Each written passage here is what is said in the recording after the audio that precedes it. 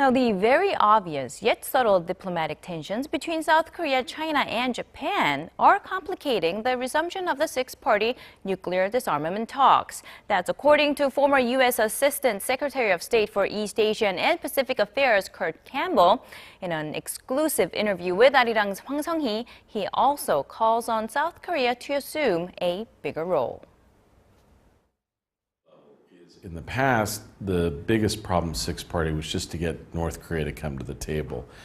But now we have a whole host of very difficult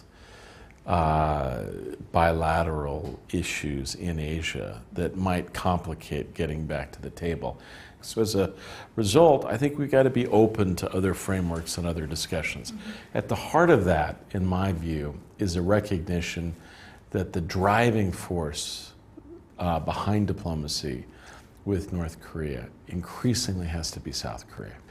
I think given South Korea's increasing stature, its remarkable performance, it is only right that they take a leading role in the politics and diplomacy around the status of its own peninsula. Do you think a new momentum can be found through a bigger role by China? I'm one of those people that believe that the key subtly and strategically to unlocking some of the problems on the Korean Peninsula is an improving relationship between South Korea and China.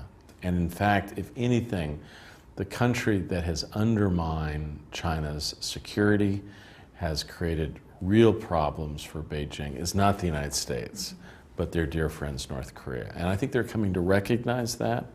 And the more that South Korea and China work together, the more likely it is that China will risk putting more pressure on North Korea because they know they have a country that they can work with in South Korea.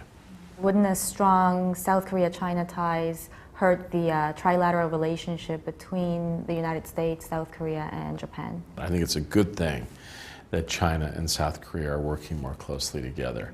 I am hurt and saddened by what's going on between Japan and South Korea, and I'd like very much to see steps being taken on both sides to improve the relationship. And I know how difficult it is, and I also am of the view that the United States could do more to help that process along. So I think what we want are improving constellation, web of bilateral relations. I think that will help us in Asia. There are criticisms that Washington's strategic patience policy on North Korea has led to a bigger, more developed North Korean nuclear program. What's your take on that? We've done everything we can to pose to North Korea that it faces a fundamental choice. It can have better relations with the West, more integration, more economic support, or it can live as exile and outcast as a nuclear state. Choose one of the two. But I think we've learned, at least from most of our experience, that North Korea does not want to relinquish its nuclear weapons. And that's fundamentally at odds with our strategic diplomacy. Thank you for your time today. Thank you. It's my honor. Thank you very much.